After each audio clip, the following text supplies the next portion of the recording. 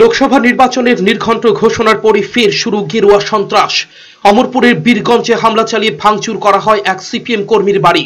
অভিযোগ, রবিবার মধ্যরাতে বীরগঞ্জের সিপিএম কর্মী অঞ্জন দাসের বাড়িতে হামলা চালায় ওই এলাকারই বিজেপি আশ্রিত দুষ্কৃতিকারীরা। শুরুতেই বাড়ির বিদ্যুতের সংযোগ বিচ্ছিন্ন করে দেওয়া হয়। এরপর বাড়িতে ঢুকে ঘরের বিভিন্ন অংশ দা দিয়ে কুপিয়ে কেটে ফেলে। ঘরে ঢুকে অঞ্জন দাসের স্ত্রীর শ্লীলতাহানির চেষ্টা করে। রেহাই দেয়নি 3.5 বছরের শিশু সন্তানকেও।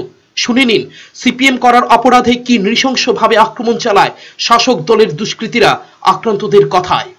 রাত্রেবেলা ঠিক 11:30 বাজে।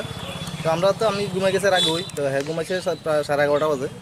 তো ঘুমানোর পরে দিয়ে হঠাৎ করে 4-5 জন লোক আইসে দরজা ডাকে বেড়াটা কাটছে।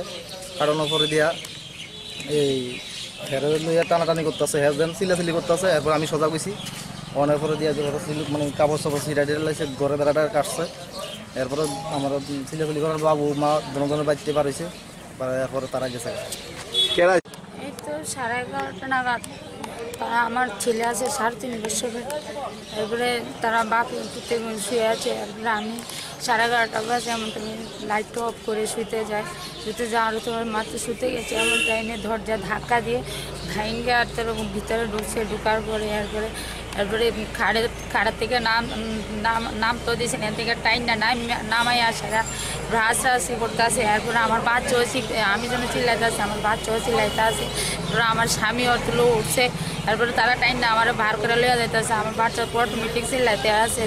আক্রান্ত পরিবারের সদস্যদের আর্তচিৎকারে ছুটে আসে এলাকার মানুষ। পালিয়ে যায় দুষ্কৃতিকারীরা। থানায় সুনির্দিষ্ট অভিযোগ জানিয়ে মামলা করেন অঞ্জন দাস। সিপিএম অমরপুর মহকুমা কমিটি এই ঘটনার তীব্র নিন্দা জানিয়েছে ও দোষীদের শাস্তির দাবি করেছে। নির্বাচন নিয়ে সর্বদলীয় বৈঠকেও তোলা হয়েছে বিষয়টি। ব্যুরো রিপোর্ট, চ্যানেল 3 রাত।